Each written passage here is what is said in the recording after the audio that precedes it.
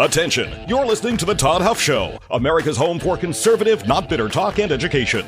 Be advised, the content of this program has been documented to prevent and even cure liberalism, and listening may cause you to lean to the right.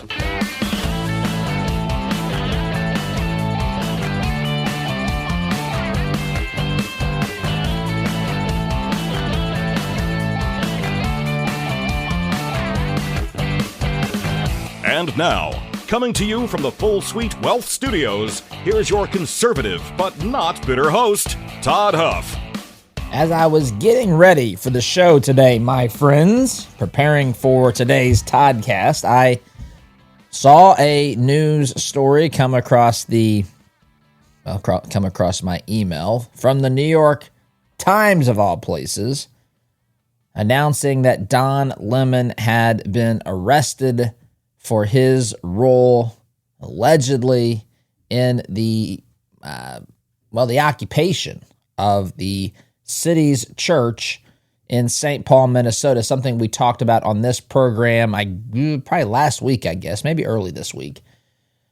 And I want to talk about this. This is a collision between reality, for those of us who want to live in reality and those who want to live according to a fake, made-up, completely fabricated narrative. A media class that believes journalism is trying to convince people of certain things. A media class that doesn't have the slightest idea what journalism is. They just want control of the narrative, and they believe that narrative control, that they should be able to just play their metaphorical journalist card and be insulated from the consequences, even though they do things that are, in this case, allegedly criminal. That's what Don Lemon's dealing with, and I want to talk about this today, my friends. You tired of spending your hard-earned money at businesses that turn around and support leftist causes? Well, my friends, I've got something for you. It's called Freedom Marketplace, and we created it to give you a place where you could find businesses that were pushing in the same direction that you're pushing. It's a free, searchable directory of businesses that share your values. They love America, America first. They believe in principles like free speech. These are businesses that have made a pledge to not support leftist candidates or leftist causes. They're just good patriotic businesses that are just pushing in the same direction you are. Check it out today, freedommarketplace.net. That's freedommarketplace.net. Liberty and business for all, my friends. All right, so let's talk here today. Don Lemon, former CNN anchor, now make-believe journalist on his own. He was arrested for alleged criminal conduct in the Minnesota church incident, the city's church incident in St. Paul, Minnesota. Now, you might remember, he, by the way, was arrested by federal agents. You might remember that this was initially the arrest warrant. They arrested 3 people initially, and the initial arrest warrant for Don Lemon was denied. There were also 4 others. So they wanted to arrest 8 people, the feds, the Trump administration. 5 of those were denied, basically. One of those 5 was Don Lemon. So they arrested 3 people at the beginning. Now they've arrested Don Lemon. I haven't seen if they've arrested others yet as well. The Department of Justice, after being denied the first attempt to arrest him, continued reviewing evidence, just looking into what actually happened, according to what they believe happened anyway. And the arrest now has followed. Don Lemon is out there hiding behind his badge of journalism, claiming that he was just reporting, that he was acting as a journalist, that his activities are protected by the First Amendment. And of course, the claim is that this is politically motivated. This is designed probably to silence those who disagree with Donald J. Trump and the Trump administration. That's how this is framed. And I'll say off the top, it is critically important that journalism is protected, that it also should be noted, and I've said this repeatedly on this program, that going after your political enemies because they're your political enemies is inexcusable. It has no place in a free society. It cannot be allowed to happen.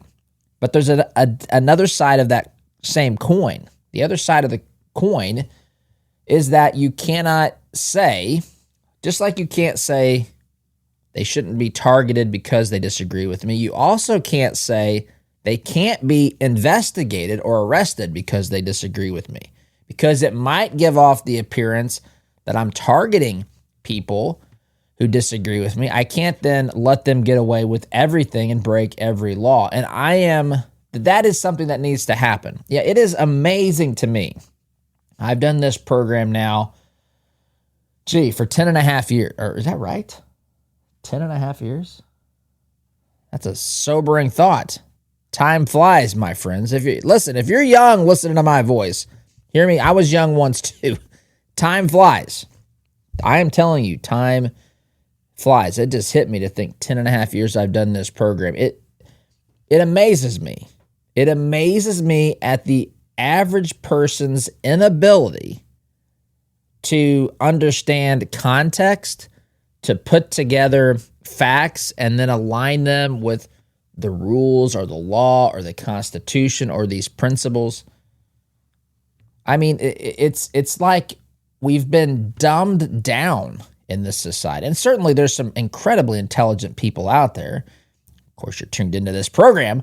But, the reality is that a lot of people, and I understand, I'm not criticizing, although I am a little bit. I'm not criticizing. Politics isn't everybody's forte. There are people who understand things that they do better, much, much better than I. So just because you don't have a clear understanding, that's not my problem. But my issue is that even though you might not have a clear understanding, or someone may not have all the knowledge or understand the ins and outs of things, the inability that people have to even apply critical thinking skills to a particular subject when it's being explained to them there's a major lack. And not only that, they're lied to. We're lied to a lot. Of course, we don't want media targeted because they disagree with an administration, but we don't want media insulated from being held account legally when they've broken the law. Well, surely we can understand both of those as true. I think of many things that we have, many issues, or finding the balance. Even that term, the balance, it implies that you can fall multiple directions, at least two, right? I can stumble to the left, I can stumble to the right. I think of it as like I'm riding a bicycle. I can't just focus on falling one direction. If you're new to riding a bicycle, you don't put one training wheel on, because while that can certainly help you, you can still tip over the other direction, right? And that's where people only have one metaphorical training wheel here, and they think that the only thing to be concerned about is the government targeting people. Of course, the word targeting is loaded, but the government prosecuting people who disagree with the party in control. That's bad if that's the motivation, but it's equally as bad to not go after people who are clearly breaking the law, who are causing chaos and havoc and fear and intimidation in our society. You cannot allow them to hide behind some vague credential of journalist when they're not even journalists. That's the other thing.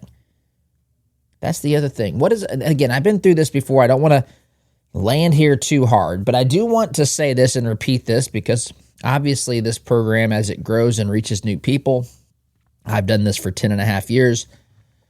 There are people who haven't heard some of the things, obviously, that we've talked about. I'll forgive you this one time. But the truth is that journalism, there's very few journalists today. There are very, very few journalists. Journalists are people who are giving us information. They're giving us information about what's happening. They're telling us what the people involved in the story or the narrative are doing, what they've said, how they're defending it, the argument they're presenting against the other side, whatever. And so you absolutely should get the perspective here of people who are worried about journalism and, people targeting journalists for doing their job. We don't want that. I don't want that. That needs to be reported. That's part of this story. But that's not the only part of this story. Journalism requires that you present as much of the story as you can, as many of the perspectives on the story as you can. We don't know, and we shouldn't know, what an actual journalist thinks about the story. That's not journalism. If you start inserting yourself, if you start trying to persuade, if you start trying to reach a certain outcome, have a desired result, other than the result of just giving people information so that they can understand what's going on and make up their own minds. That should be your objective as a journalist. If it's anything else, if it's, I want people to take this action, to come to this conclusion, that's not journalism. That's what I do. I'm not a journalist. I've had people say to me, things about me being a journalist. I'm not a journalist. I have been in the press pool at Trump's NRA rally in Indianapolis, or NRA speech, I should say, at the NRA convention back. I don't know what year that was. That was probably 2018-ish is my guess. Maybe 19. I don't know. I was in that press pool. I was in there, by the way, when Trump stood at the podium, and I loved it. I actually thought it was great. But I was in there with a lot of people from other networks and so forth. And Trump pointed to our little area, and he said, these people in this right here with the cameras got some very dishonest folks. You know how Trump does that, right? And the audience starts booing and all of that. And then, of course, people act like they're afraid that the crowd's going to turn on them. It was nothing like that. It was a little bit of playful hostility. But at the same time, understanding that people in that room didn't trust the people in that press pool. But there was no threat. It was totally fine. But the point is, I'm not media because I have a stated objective. That's not simply to give information and let people come to their own conclusions, though I certainly respect that. I come on here to help people hear and receive truth. I want people to make a decision to support the Constitution, embrace conservative values, and above all things, my friends, above all things, to come to a belief and reliance upon Yahweh, the God of the universe, through his son, Jesus Christ. That's what I desire more than anything, but I respect people's decisions to not do those things, right? But the problem happens when we reach a point where we can't just have disagreements. When it's, the bumper sticker that drives me crazy when I see, it says coexist, and it's got all these different religious symbols. It's got the Star of David. It's got the cross for the T. I don't know what else is in there. Those are the two that jump out as I picture it in my mind. I think it's got the crescent moon for the C, maybe. You know what I'm saying. Of course, I do believe that we should be able to get along with people, even people who disagree vehemently with us. I've even recently had a Republican atheist on this program named Lauren, and we got along, I think, just fine. I respect her. I think she's dead wrong and absolutely insane for some of the things she believes in regards to the existence of God and so forth. But I can get along with those people. The problem is, what do you do when those folks begin to infringe upon your rights to live out in accordance with your beliefs and so forth? So, but there reaches a point where the other side does that. The other side says they're going to use force, violence, intimidation, and not just disagreement, and not just hash this out in the public square. And they take over churches, which is what we saw here in St. Paul. They stop federal law enforcement from happening. They obstruct.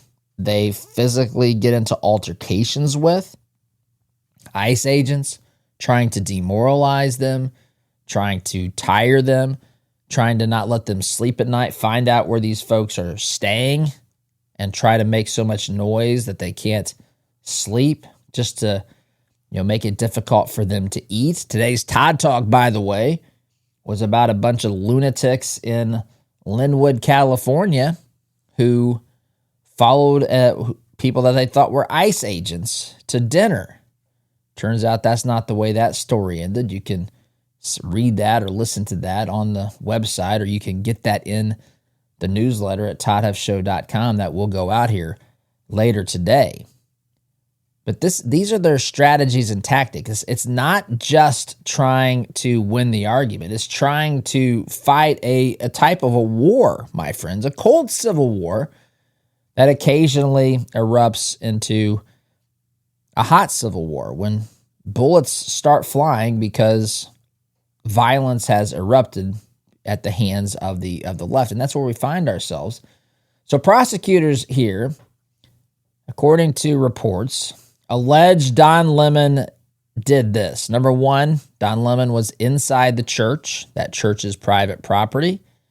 They didn't have a right to be there. This isn't about protest. This wasn't protest. Again, this is how the media, even the New York Times, well, of course the New York Times, but the New York Times, this is what the headline said: federal agents arrest Don Lemon over Minnesota church protest. That's not a protest. This is a misnomer. This is a lie. This is not what it was. That is not what a protest is. Protest, think of it this way. Protest doesn't break the law. Now, they want you to think that Trump is going to accuse people who protest him of breaking the law. That's why they use this language. But he wasn't arrested over a church protest. He was arrested for breaking the law. He was arrested for trespassing. He was arrested allegedly for violating the FACE Act, which prevents people in part from having their own religious worship services. The act is designed in part to protect people's constitutional rights and preventing people from interfering with people's constitutional rights, especially the right to worship. So Don Lemon entered, the report said, according to prosecutors and reports, he entered with this group of trespassers. He did not remain outside. He did not keep distance. He was embedded with these folks. He live streamed an event, something on his silly little channel, his channel of deception, from inside the actual disruption, inside the trespass. They allege that Don Lemon amplified the group's actions in real time. He stayed during the period of intimidation. He did not disengage. He did not leave. He did not attempt neutrality. There's other allegations that Don Lemon reportedly stated he conducted reconnaissance ahead of the church incident. So wait a minute. Reconnaissance. You know what reconnaissance is? Reconnaissance is before, it could be before a military engagement. You want to see what the other side has. You want to see the size of their forces. You want to see their movements. You want to just get an idea how well equipped they are. Where are their weaknesses? Where are their points of vulnerability and that sort of thing? That's what Don Lemon reportedly, I don't know if this is true, but that's reported out there, stated that he conducted reconnaissance ahead of the church incident. Don Lemon was tipped off in advance. Again, think about what this is. Hey, Don, we're going to go storm a church. It's not, hey, Don, we're going to go protest on the streets, public spaces. No, we're going to we're going to actually trespass into a private property during a worship service, preventing people from worshiping God. and terrorizing people in the process. I've got an article here that I referenced last week or whenever we spoke about this, reminding you what happened at this event. This wasn't just a little protest. This was an insurrection. This was an occupation. This was a trespass. Don Lemon, according to reports and what we believe prosecutors are alleging here, knew when and where the group would act.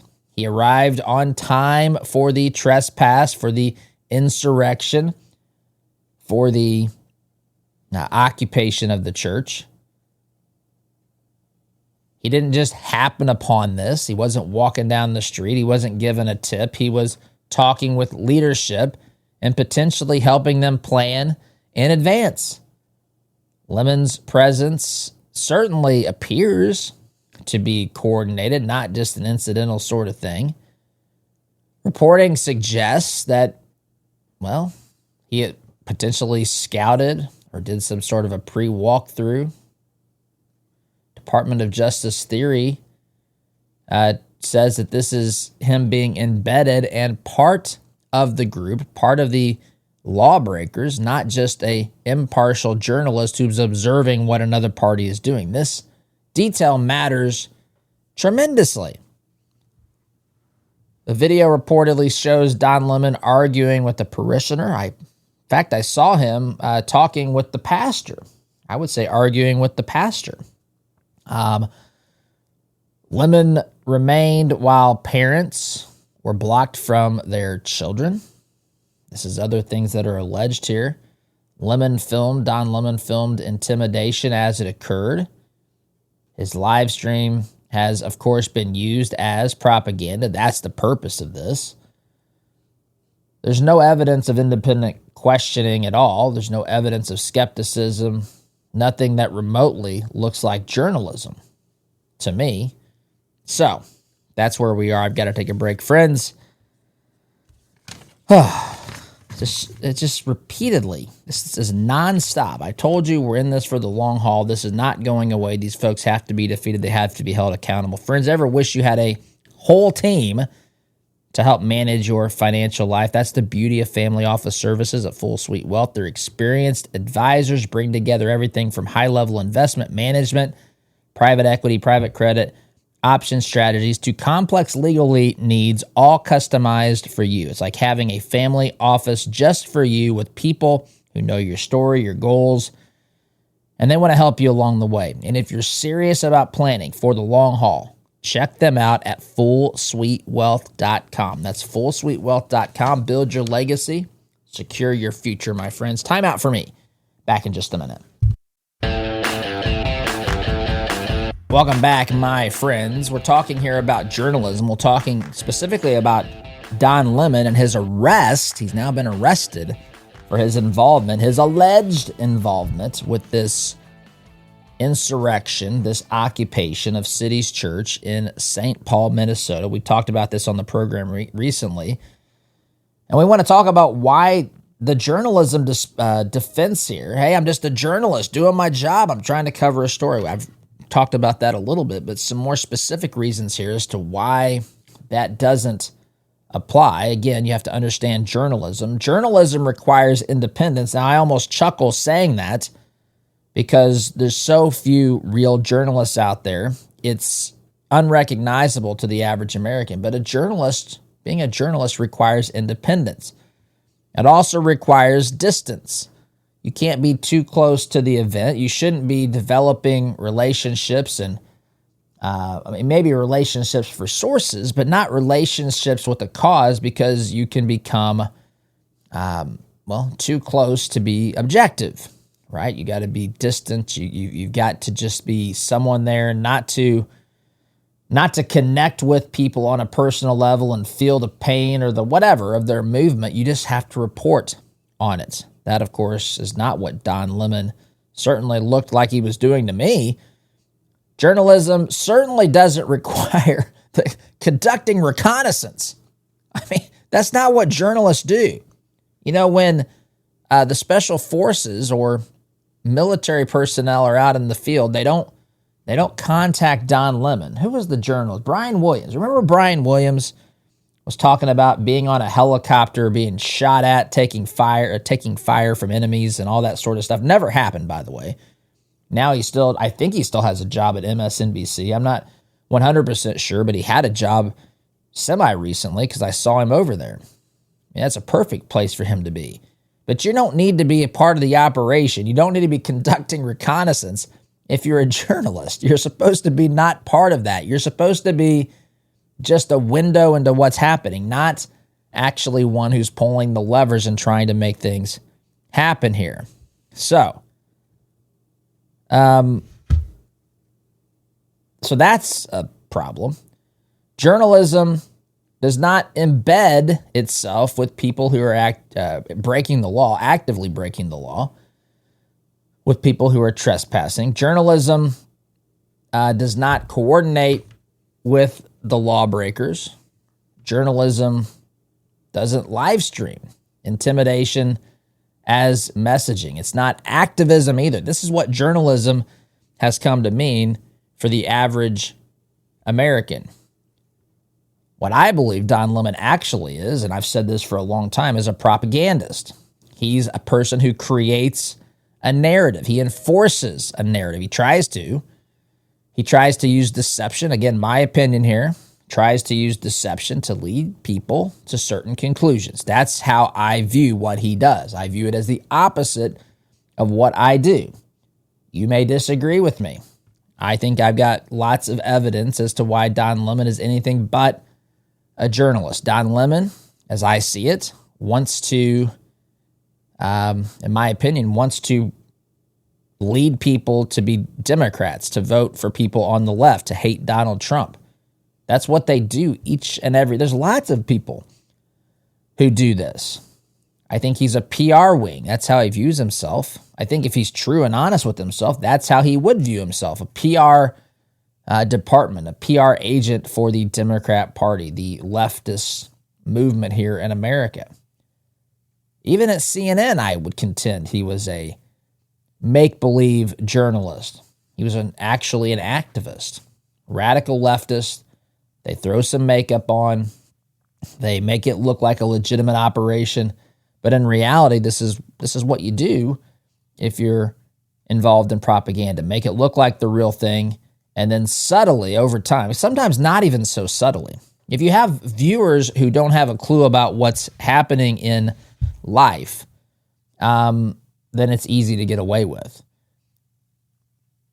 But he confuses the fact that he's visible and known with actually being a legitimate journalist. These are my opinions. This is what I think, and I have reasons to think all these things.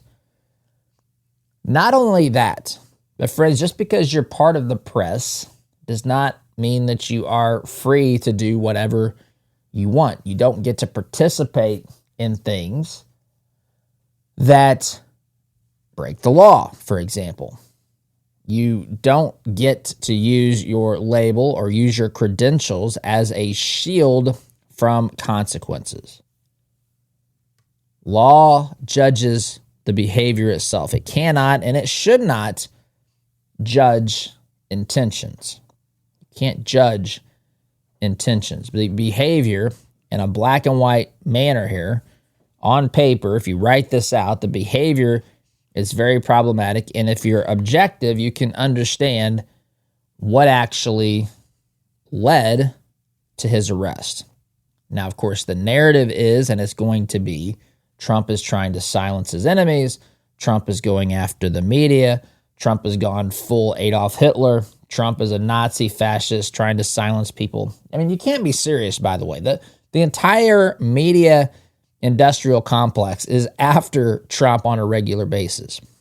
Yes, they may move them out of the White House press pool from time to time, shuffling people in and out. You have no right, by the way, as a journalist to be in there. If you're constantly misrepresenting what's being said and what's being done, that's not journalism. At some point, my friends, you have to objectively be able to demonstrate what you are by your actions. I remember, my mom, before she retired, she worked as a teacher's aide. She did that for probably about 30 years is my guess. 20 something anyway. And once my brother and I got older, she wasn't at home. She was a stay-at-home mom for a big chunk of her life. But once we got older and into junior high school, she started working a few jobs, and she eventually found opportunities at the local school, and she worked with kids with teachers and kids as a teacher's aide. Oftentimes in classrooms where they needed extra hands dealing with kids with autism and special needs and things like that. Not always, but it would depend on the needs each year. Sometimes she was in just a general third grade classroom, and it was changed from year to year. Anyway, I remember talking with her about some things, and of course, hearing some of the things, good, bad, ugly, that would happen in schools.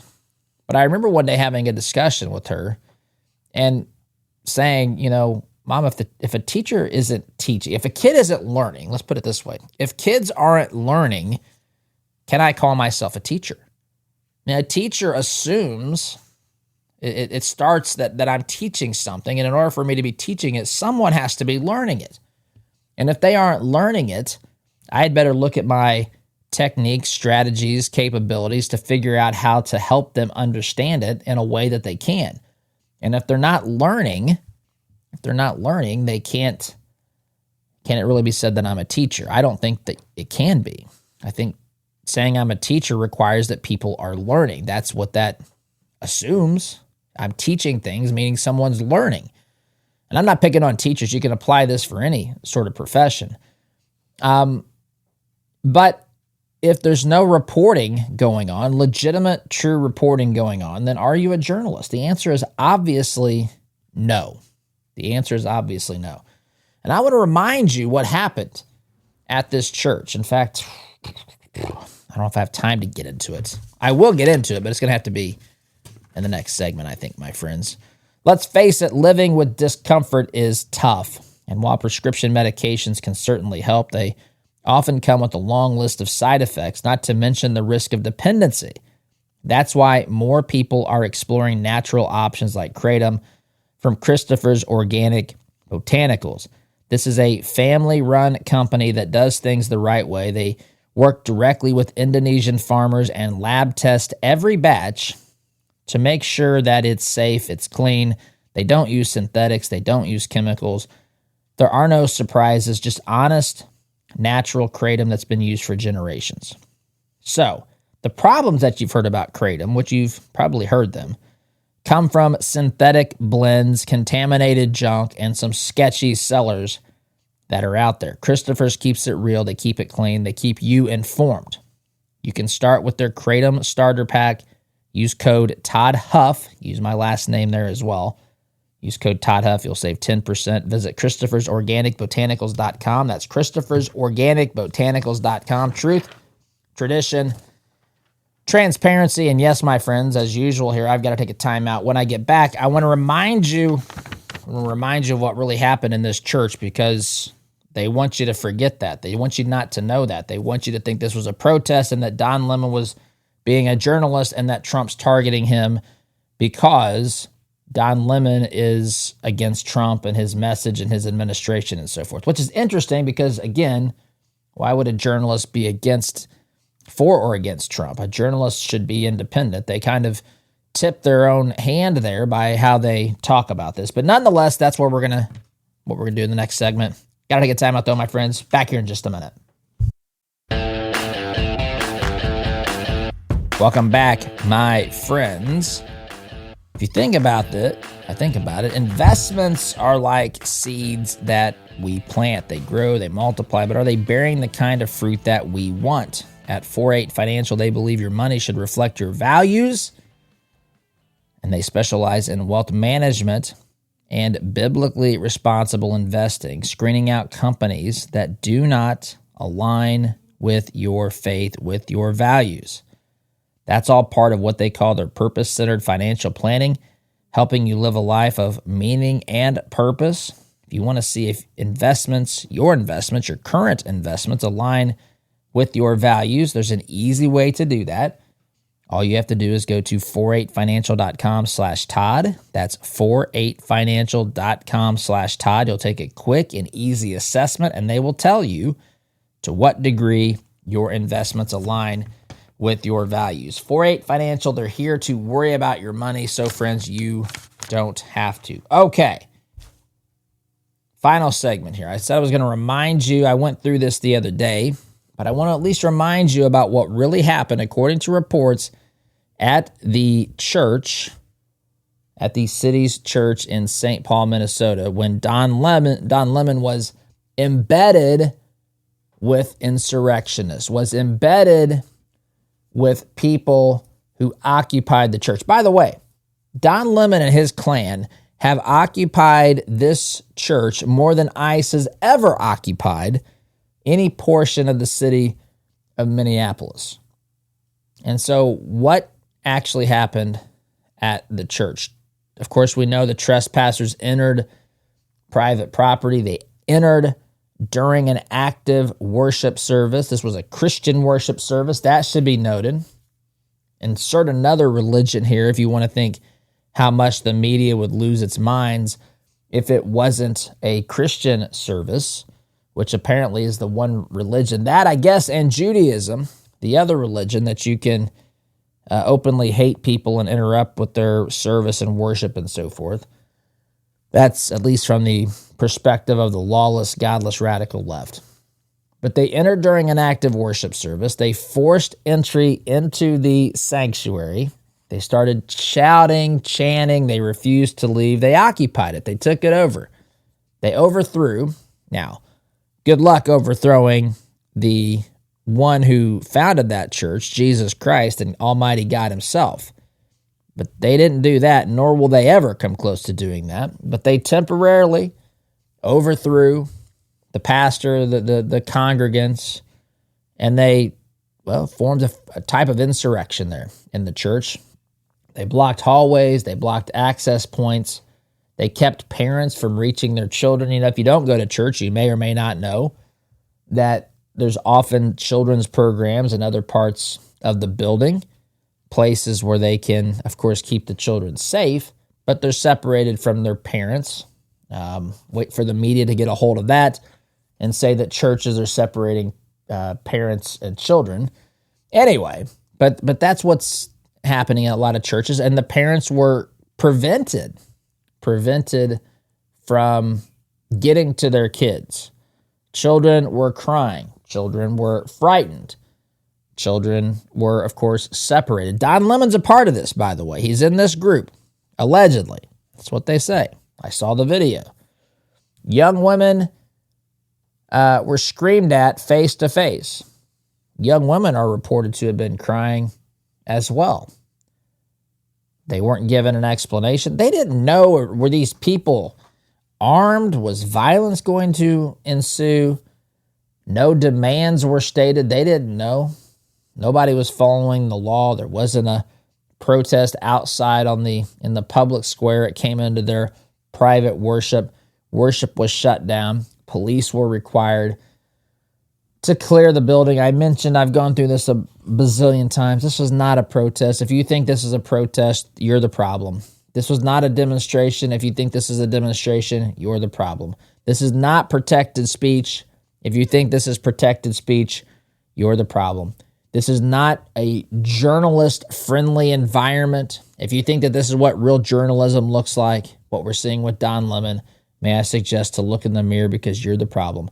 This is not public property. This is private property. They were not giving permission. This was not consensual. There's a word that the left likes to harp on. They weren't given the consent of the people in that church to do that. And the left has manipulated language here. They call this protest because it makes it sound a little bit better than trespass, insurrection, occupation, and intimidation. They call it interruption because that minimizes the terror that people undoubtedly felt. The passive approach, the passive way of talking about this erases the fact that there are people, children, women, who were terrorized and who were victimized by the behavior of these lunatics, these godless leftists who stormed this church. They talk about the motives, the intentions. It fits the narrative. The media protects them. Children are not talked about. Just children weren't. Anytime someone's arrested for ICE, there was one, I don't have time to get into the story, but a guy who was apprehended by ICE, or they were trying to, he left his kid in the car, takes off running. ICE, stays with the child, and that's now the news. ICE apprehends a child. That's how the media, they're super deceptive here. They didn't say that these protesters apprehended children. Certainly could make the case. Certainly could make the case as a form of kidnapping, my friends. This is not journalism. This is not free speech. This is absolutely activism from the godless radical left. Don Lemon has now been charged. Journalism is not at risk here, my friends. What's at risk is the mask coming off. I gotta go. Have a great weekend, SDG.